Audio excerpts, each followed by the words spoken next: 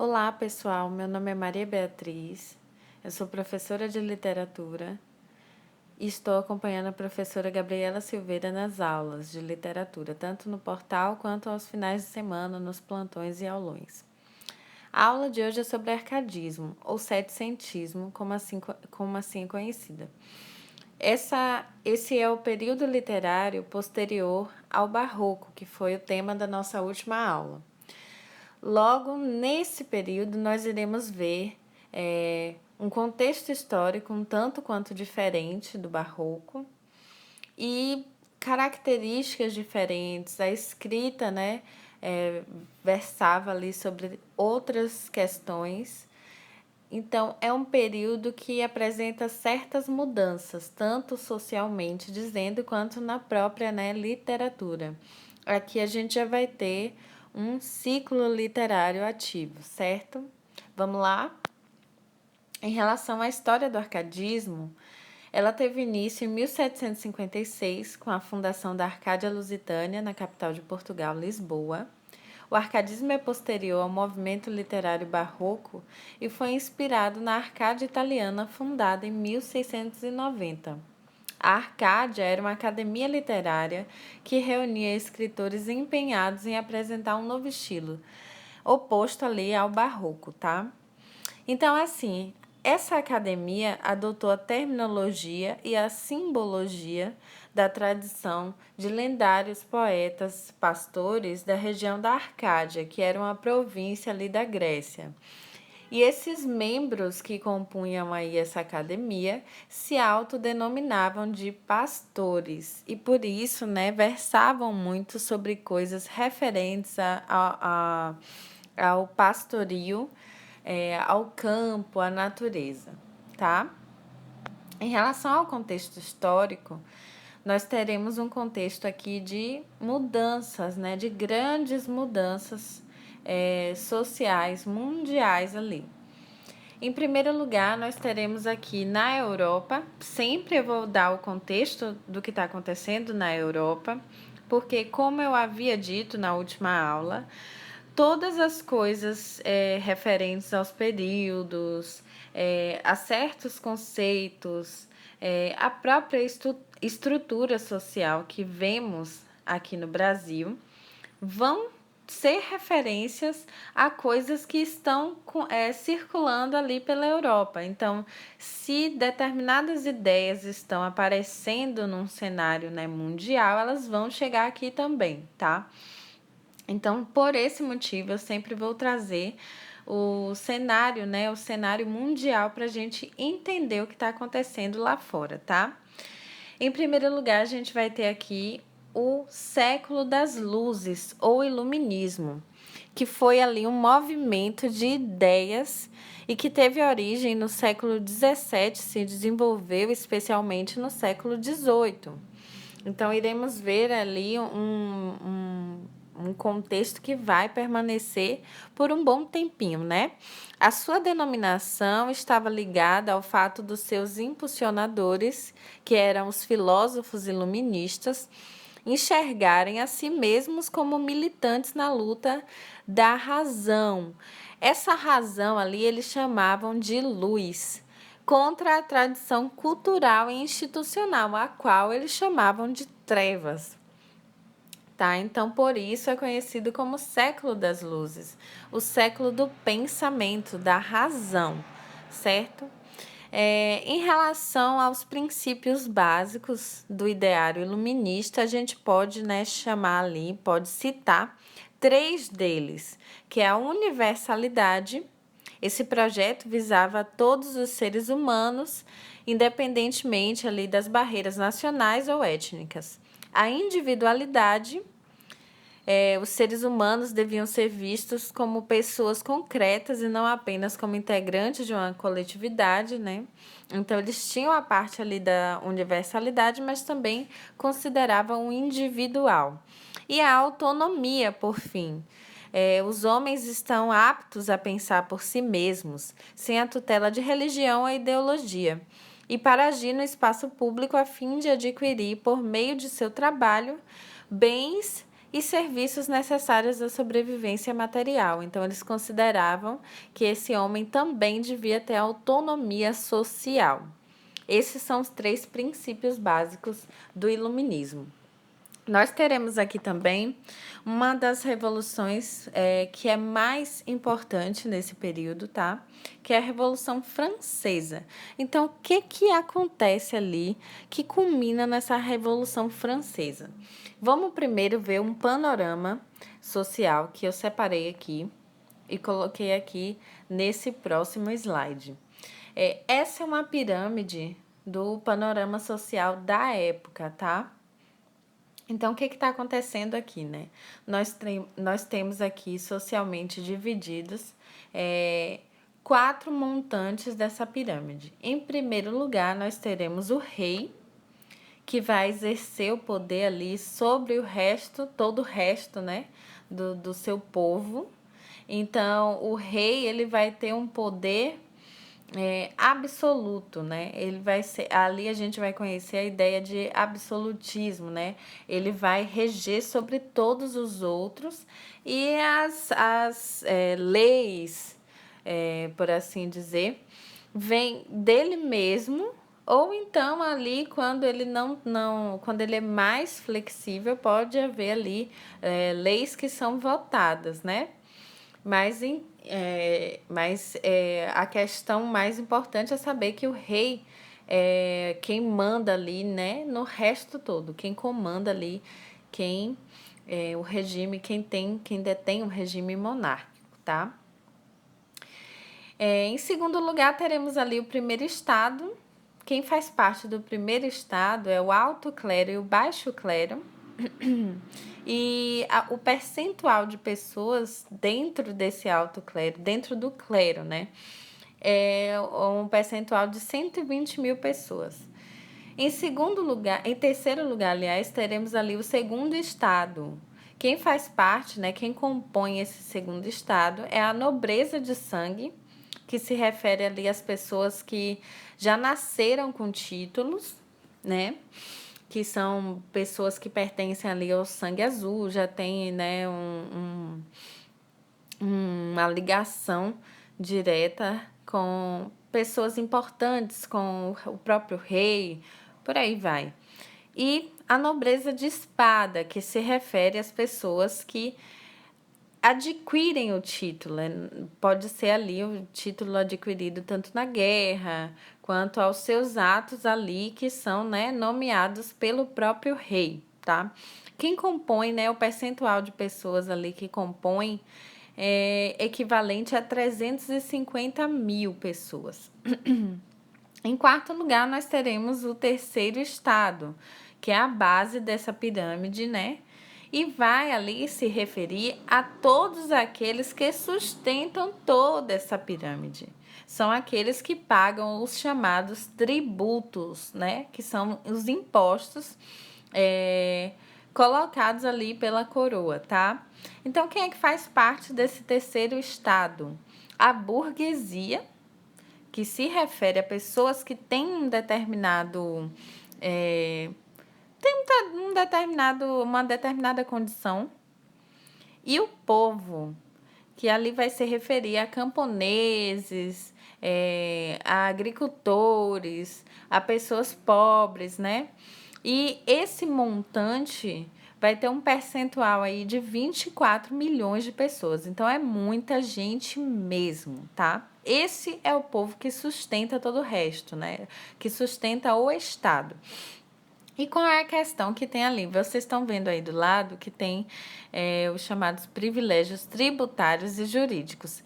Esse pessoal aí do resto da pirâmide, eles tanto são isentos de pagarem os impostos, quanto eles têm ali, né, voz. Eles podem participar de certas questões sociais, né? Podem julgar, podem opinar, por assim dizer. Então, a burguesia e o povo são os únicos excluídos, né? Apesar de sustentarem o Estado. Então, o que leva, né, a Revolução Francesa é justamente esse panorama aí que eu coloquei, né? A burguesia estava preocupada tanto em desenvolver a indústria no país, né, que iria ali acabar com as barreiras que restringiam a liberdade internacional. A intenção, nesse caso, era seguir rumo ao liberalismo econômico, mas também ela exigia, na verdade, a garantia dos seus direitos, porque ela sustentava o Estado, mas ela não tinha ali uma posição política e nem jurídica, né? Era muito limitada, era muito restrito. Então, devido a isso, houve ali, né, uma revolta. Eles acabaram se rebelando e foi esse o contexto aí que levou à Revolução Francesa, tá? Outra questão aqui, que, né, faz parte do contexto histórico, é a Revolução Industrial, que foi o quê? Foi um período de desenvolvimento tecnológico desenfreado e que teve início lá na Inglaterra a partir da segunda metade do século XVIII e se espalhou pelo mundo inteiro, causando grandes transformações sociais aí, como nós podemos ver até hoje, tá? Ela também garantiu o surgimento da indústria e consolidou o processo de formação do capitalismo. Então, foi através ali da Revolução Industrial que nós podemos conhecer o que hoje, né, chamamos de capitalismo. E essa Revolução Industrial também mudou totalmente a forma como o trabalho é visto. A partir daí começa a surgir a chamada de jornada de trabalho, né? Uma nova forma de jornada de trabalho, e também a relação entre o empregado e o empregador acaba mudando através dessa Revolução Industrial. Nós temos aí também um outro contexto que é muito importante e que acaba dando referências para o que vem acontecer aqui no Brasil posteriormente, que é a independência americana. A independência americana ela foi declarada ali no dia 4 de julho de 1776 e colocou fim ao vínculo colonial que existia entre as 13 colônias, que era o nome pelo qual era conhecida a região nesse país, né, nesse período, e a Inglaterra, que era quem detinha ali o controle sobre essas 13 colônias, né?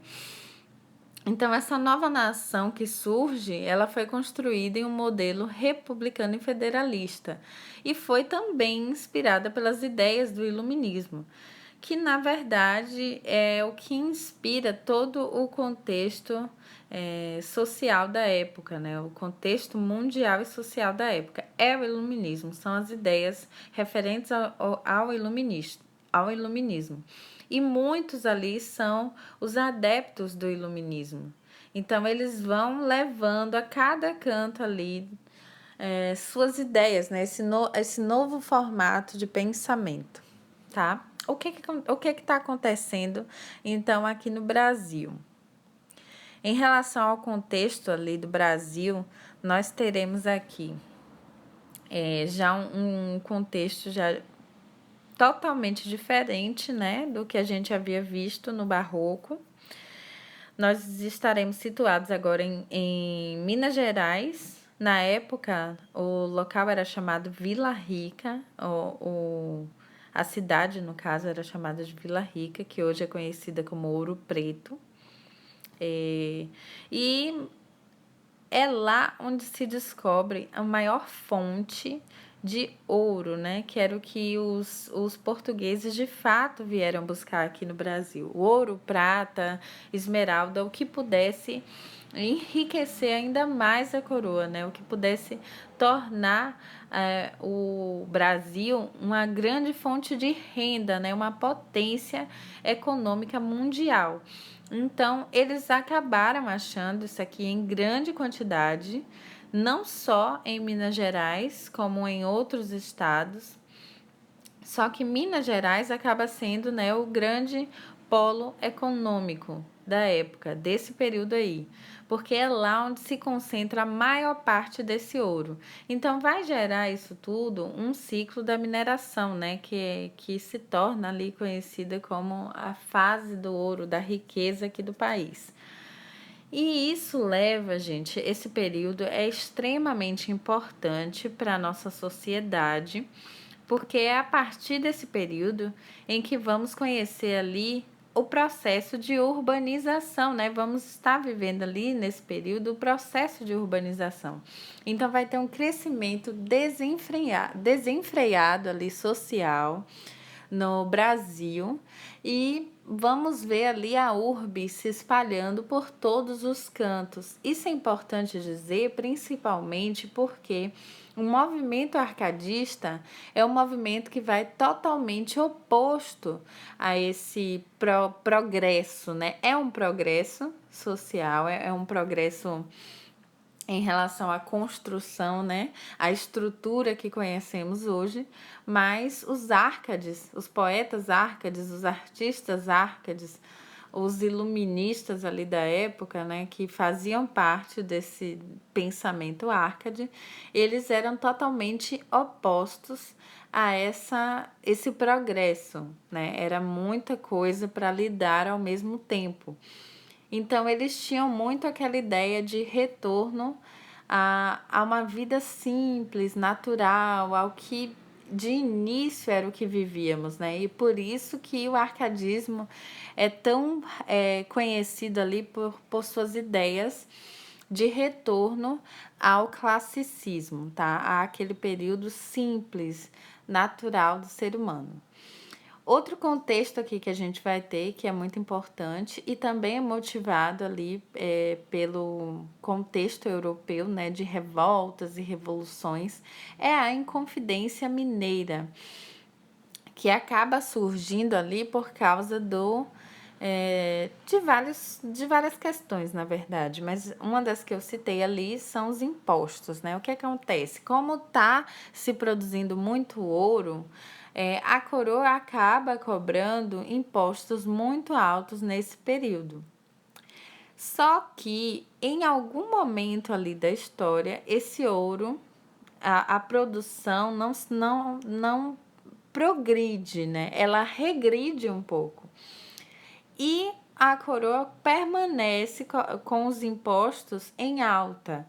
Então, isso acaba gerando um conflito interno muito grande, porque a população não tinha como arcar com impostos tão altos, né? Os tributos ainda eram muito altos. Então, isso e outros fatores foi o que culminaram nesse movimento, né? Nessa conjuração. A Inconfidência Mineira, no caso, foi um movimento de caráter separatista que ocorreu ali na capitania de Minas Gerais em 1789 e tinha como objetivo tanto proclamar uma república independente, como criar uma universidade e também abolir as dívidas junto à Fazenda Real, além da questão aí dos impostos, né, da diminuição dos impostos. Então, ela versava justamente sobre isso. Só que a questão toda é que a Inconfidência acabou não ocorrendo, porque houve uma delação, né? Onde algumas pessoas entregaram, sabiam, né, que iria acontecer esse movimento aí. E antes do dia, algumas pessoas delataram os participantes, né, os seus inconfidentes, e eles foram ali presos. Muitos foram exilados e outros foram torturados ou executados. Então não houve, de fato, só houve uma proposta, não houve assim de efetivo essa inconfidência, né? Essa conjuração. Outra questão que está acontecendo aqui no Brasil é referente ao Marquês de Pombal, que vem a ser uma das figuras mais emblemáticas ali desse período, né? E que acaba expulsando os jesuítas. O Marquês de Pombal, no caso, ele acusa os jesuítas de apoiar os indígenas na resistência contra Portugal aqui no Brasil, né? Mas ele tem ali suas ideias. Na verdade, isso tudo, né, o que o Marquês de Pombal faz em relação aos jesuítas, está motivado por coisas pessoais, porque o Marquês ele tinha a intenção de se juntar ao protestantismo por meio do casamento, mas como os jesuítas eram figuras muito relevantes na época e representavam o catolicismo, eles acabaram ali sendo uma pedra no meio do caminho, né, do Marquês de Pombal. Então, para ele poder seguir ali com seus planos, ele precisava tirar os jesuítas da cena. Então, a forma como ele encontrou foi achando pretextos para poder expulsar esses jesuítas e colocar ali os seus planos em prática, tá? Então, como vocês podem ver, é um cenário conturbado, né? Diferente do barroco, porque o cenário do barroco é um cenário mais voltado para questões religiosas, mas aqui também é um cenário caótico, conturbado.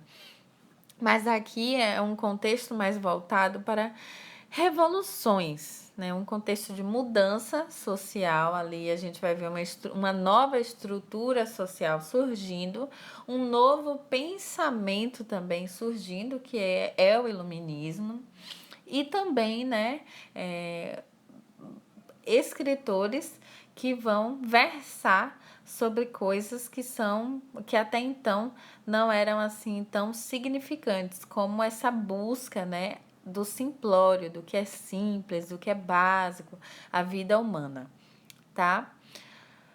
Nós teremos aqui como características, então, o que? A objetividade e o racionalismo, diferente lá do barroco.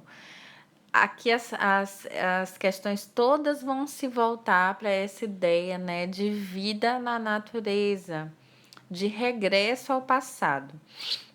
Então, vamos ter objetividade e racionalismo. Agora a gente busca a razão acima de tudo. Então, aqui nós teremos mais um antropocentrismo, né? Diferente lá do barroco, que era mais voltado para o teocentrismo.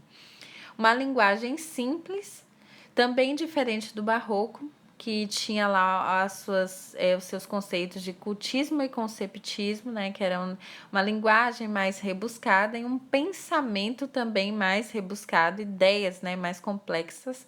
Aqui a gente já vai ter uma linguagem mais simples, mais direta, né, por isso objetiva. Então ela é mais próxima daquele que lê.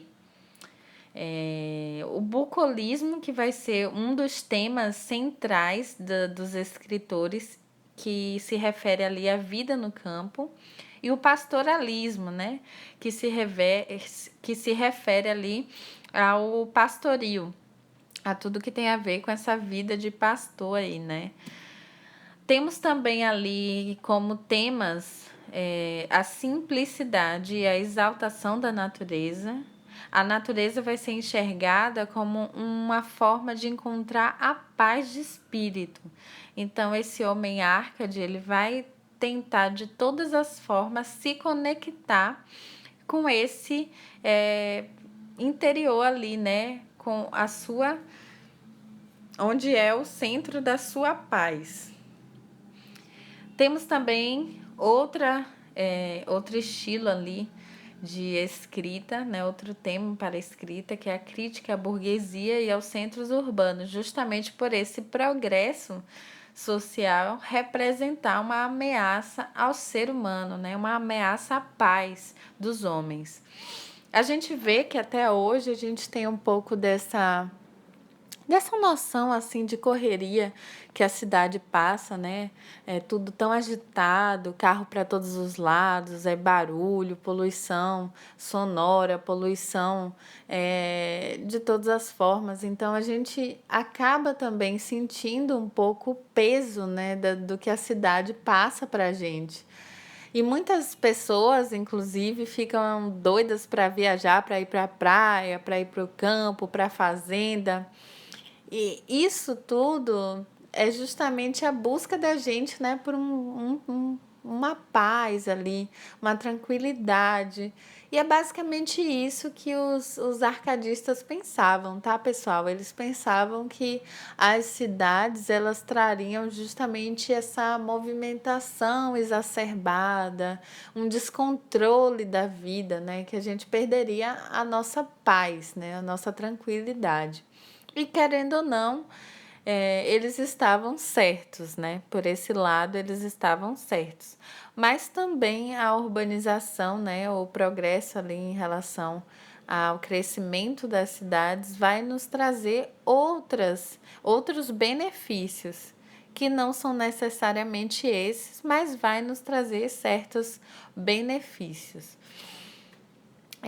Outra característica, né, que também é muito importante a gente lembrar é que nesse período os escritores faziam muito uso de pseudônimos pastoris, que é como se fosse uma espécie de outro nome para se referir a eles mesmos quando eles escrevem, né? Então eles usam outros nomes ali, geralmente de pastores do classicismo, por aí vai, tá? Alguns conceitos vão surgir nessa época. Esses conceitos ali vão ser passados através de filósofos, são de origem do latim e são bem antigos, né? Então a gente terá aqui os conceitos de locus amoenos, que é o local agradável, né? Buscar esse local agradável, ponto de equilíbrio, ponto de paz.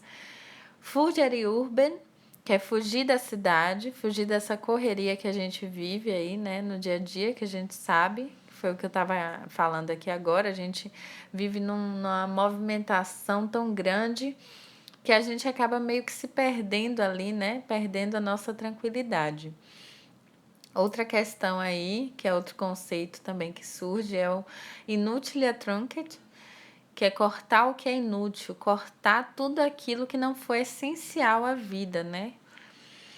O carpe diem, aproveitar o dia, viver o agora, porque a vida é breve, a vida é curta, então temos que viver do presente, porque o amanhã só a Deus pertence, tá?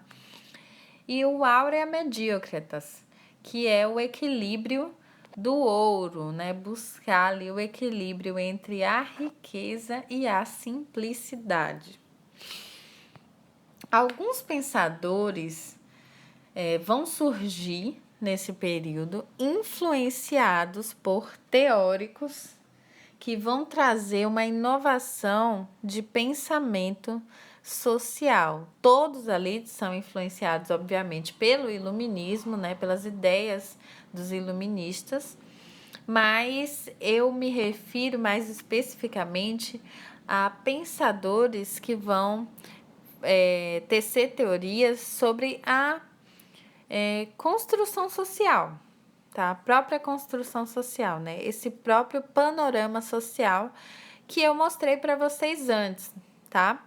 Então, um desses teóricos que vão falar sobre, que vão tratar de assuntos políticos e vão trazer novas ideias é o inglês John Locke. Ele não está citado aí entre os pensadores, porque esses pensadores são filósofos que vão escrever sim documentos importantes, mas o John Locke eu não botei, porque ele só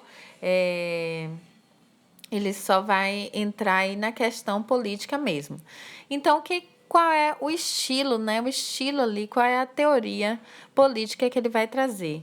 Ele vai ser conhecido como o pai do liberalismo, né? Então, ele vai tecer uma teoria política liberal. E ali em sua obra, que se chama Segundo Tratado sobre o Governo Civil, o Locke desenvolveu uma teoria de governo limitado, então diferente dessa aí que a gente viu, né? Na qual ele afirmava que o poder monárquico era um contrato entre o governo e aqueles que eram governados, regido por uma constituição. Então, ali ele já vai trazer, né, uma concepção diferente da que a gente conhece, né? Na concepção de Locke, a única saída seria o estabelecimento de uma sociedade civil e a instituição de um governo. Esse, porém, deveria ter seu poder limitado por um contrato político entre a sociedade e os seus governantes.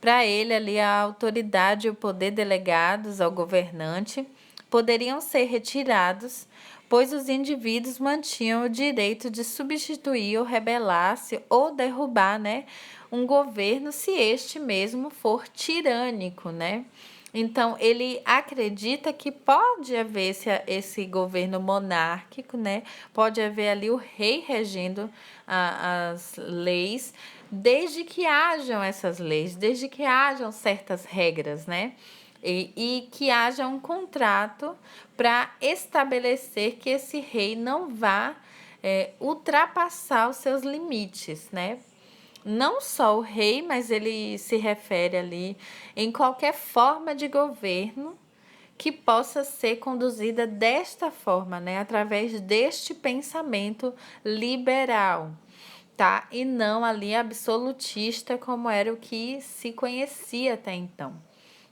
Então, esses pensadores aqui que vão surgir, que também vão trazer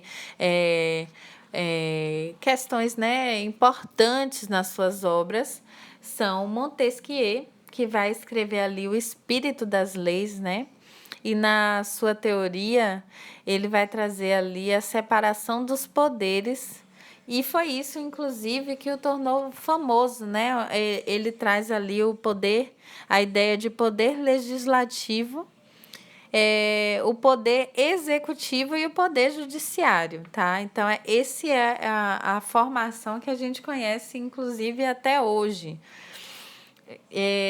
Teremos também o Voltaire, que vai trazer um dicionário filosófico, onde ele vai falar, sobre questões referentes também à sociedade. Ele vai criticar ali os grandes poderes, a Igreja Católica. Inclusive, por conta disso, ele sofreu perseguições ali na França pelas críticas e ironias que dirigiu tanto à realeza e à Igreja Católica. E por isso ele vai ser preso ali diversas vezes, vai acabar sendo exilado lá na Inglaterra, tá? Inclusive, durante ali esse exílio, que ele publicou as famosas cartas inglesas, que eram documentos nas quais ele atacava tanto a religião quanto o absolutismo. Então, ele também vai ser uma figura importante, porque ele também vai falar sobre essa questão do poder absoluto sobre o povo, tá? E, por último, a gente tem ali o Rousseau. O Rousseau, diferente dos outros desses filósofos, ele discordava um pouco ali das ideias dos teóricos liberais, porque ele acreditava que os homens, eles eram bons antes, quando não havia essa forma de civilização da qual nós fazemos parte e conhecemos, Ele acreditava que o homem lá na sua forma natural, em contato com a natureza, ele era bom, que aquilo ali funcionava de alguma forma e que com o passar do tempo, com o surgimento ali de todo este progresso social, que o homem foi se corrompendo, Como se dissesse que o poder corrompe o homem, tá? Então, para ele ali, a única forma de os indivíduos garantirem seus direitos seria a organização de uma sociedade civil capaz de assegurar os direitos daqueles pertencentes à comunidade. Então, ele já vai pensar um pouco diferente, porque, como eu disse, ele acreditava que a forma natural do homem era a forma correta, mas ele acredita que do jeito do pensamento ali do John Locke, não é totalmente o que a gente precisa, já que chegou a esse ponto de ter que determinar uma nova forma, de governo.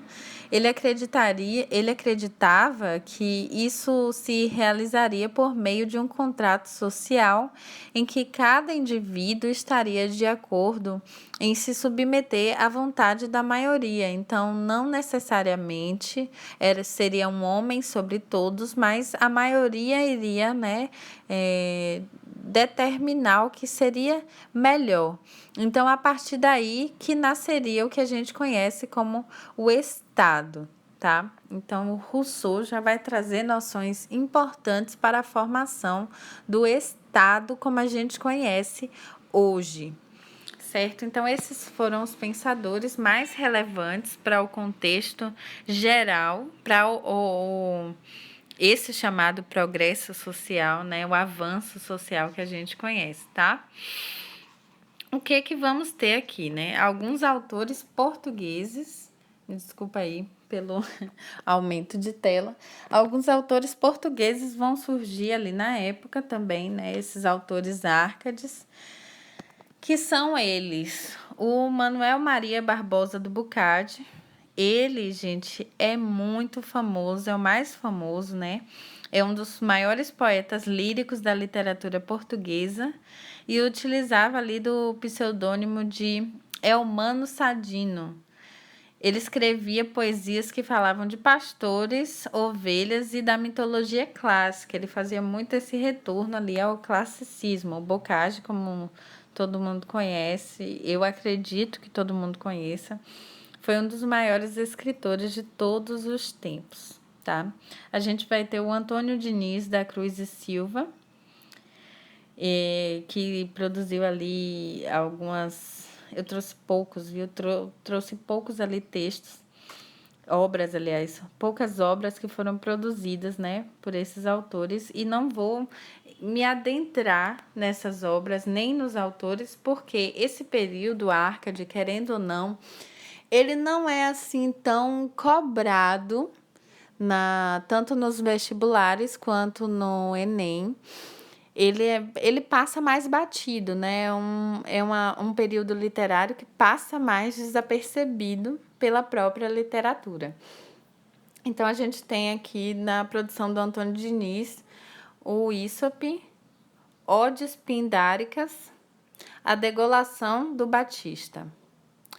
Temos também outro autor ali, o Pedro Antônio Correia Garção, que vai trazer obras poéticas, Teatro Novo e Assembleia ou Partida. Temos também o Marquês de Alorna, que vai trazer ali as obras poéticas, que são 6 volumes. O Francisco José Freire, que também tem algumas obras aí publicadas, que é o Vieira Defendido. Arte Poética ou Regras da Verdadeira Poesia.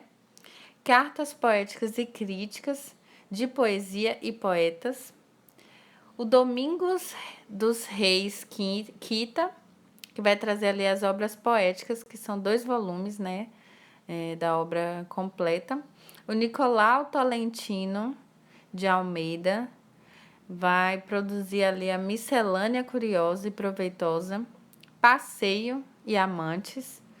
O Filinto Elísio, que vai trazer obras completas na sua produção. Aqui tem uma foto do Bocage, né, gente? Ali na época, as pinturas eram assim. Não é bem uma foto, era uma pintura. Só para vocês verem aí como ele era. E nos autores nacionais, nós teremos aqui alguns autores que são até conhecidos, mas que suas obras não são assim tão relevantes como outras obras que veremos em alguns períodos literários aí, tá? Mas que são autores que também, obviamente, são importantes para a produção nacional, por assim dizer, né? E teremos 2 estilos de produção literária, tá? Aqui no Brasil. Todos se referem a poesias, tá? E são os 2 estilos de poesia, tanto épica quanto lírica. Em relação à poesia lírica, Nós teremos, eu também não vou me adentrar muito nesses autores, tá? Porque, como eu disse, esse período literário passa meio que batido, então não há muita necessidade de eu me adentrar aqui no, nas obras desses autores, né? Nas produções dos autores. Mas em relação à poesia lírica, nós temos o Tomás Antônio Gonzaga, que escreveu ali o livro lírico Marília de Dirceu, tá? E as satíricas cartas chilenas, onde ele tece muitas críticas sociais, tá? Em Marília de Dirceu, esse livro lírico, ele tem um forte cunho autobiográfico e faz referência ao amor proibido de Maria Joaquina e do poeta, que se vê refletido nos versos, né, como o próprio Dirceu, o próprio eu lírico ali. É o Tomás Antônio Gonzaga, certo? Nós teremos ali o Cláudio Manuel da Costa, que foi o precursor do arcadismo aqui no Brasil, com a publicação de obras poéticas. Ele deu início ao arcadismo aqui no Brasil, tá? Ele trouxe esse novo estilo para cá através do... Ele foi fazer faculdade fora, quando ele regressa com essas novas ideias, né, que estão sendo implementadas lá na Europa, e ele introduz aqui através de sua escrita. E é basicamente isso que sempre acontece ali nos períodos literários, tá? Na poesia épica, a gente já vai ter o Basílio da Gama, cujas obras são Epitalâmio,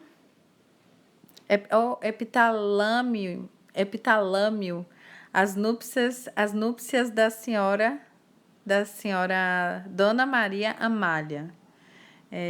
O Uruguai, que é uma obra muito, muito relevante para falar sobre o posicionamento ali do Basílio em relação ao que está acontecendo aqui no Brasil, né, com o Marquês de Pombal.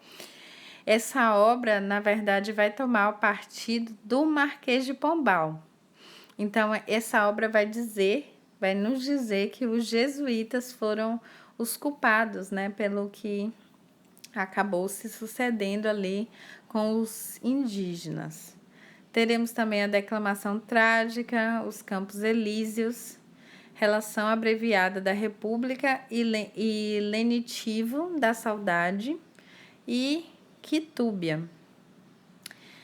Por fim, nós teremos o Santa Rita Durão, que escreveu ali as obras Proaminia Studiorum Instauratione Oratio.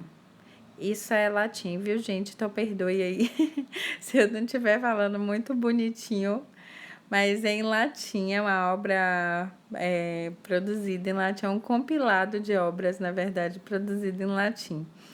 E o Caramuru, que é uma obra que vai ali falar sobre o descobrimento, né, do Brasil, a forma como os portugueses chegaram aqui, enfim, vai falar, né, sobre essas questões aí referentes ao Brasil, tá? E, inclusive, tem um filme que foi um filme brasileiro até, que é como se fosse uma sátira dessa obra do Santa Rita Durão, tá? Eu trouxe aqui um trechinho dessa obra do Caramuru, do Frei Santa Rita Durão. E vamos fazer um pouquinho de análise aqui, né, desse trecho. Príncipe do Brasil, futuro dono, a mãe da pátria, que administra o mando, ponde, excelso senhor. Os pés no trono, as desgraças do povo miserando. Para tanta esperança, é o justo abono, vosso título e nome, que invocando chamará, como a outro o egípcio povo. Dom José, salvador de um mundo novo. Então, tá falando ali sobre, claro, né, ali os colonizadores, o período colonial, Tá tecendo também, né, uma certa crítica ali sobre o que tem acontecido, né? O povo tá o quê? Miserando, né? Só que vamos lá ver se esses colonos, se esses colonizadores vai salvar esse povo. É a esperança, né, desse novo mundo. É o salvador do novo mundo, tá? É basicamente isso que se refere aí esse trechinho. Vamos entrar aqui agora em relação às questões. Vamos ver aqui quais são as questões. Eu só trouxe 2 questões, tá, gente? Porque não tem muito como adentrar nesse período e também não tem muita necessidade. Vamos ver aqui. Sobre o arcadismo, é correto afirmar: primeiro, é uma escola literária que, no Brasil, compreendeu o período entre 1768 e 1808 e antecede o romantismo. Segundo, também é conhecido como setecentismo e neoclassicismo.